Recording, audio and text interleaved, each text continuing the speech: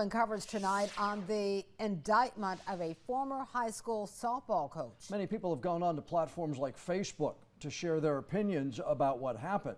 The district attorney, Ben David, wants everyone to put their public comments and opinions to rest. WECT's Emma Dollenmayer spoke with the DA today. Now, Emma, he told you why this is getting handled with extra precaution and special protocol. Yeah, John, Pender County grand jury indicted Eric Phillips on Monday, a former softball coach at Topsail High School, with 4 separate counts of assault on a female involving 2 victims.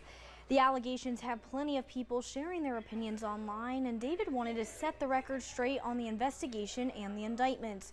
For one, he says the district requires a criminal investigation be done before defaulting to charges. The Pender County Sheriff's Office looked into the allegations in April, then informed the entire softball team and asked other potential victims to come forward, which David said people did. They then went a step further and put the information before a grand jury for others to decide if there was probable cause to indict Phillips. David wants people to know they are vetting all this information to be extra cautious given the circumstances.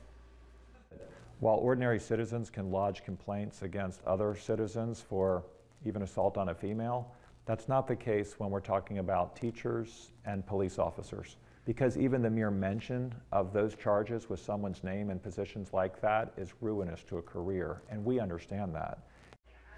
Phillips is set to appear in court on August 18th.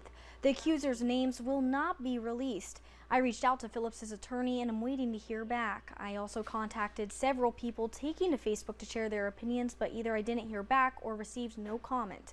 Pender County Schools also told me they have no further comment.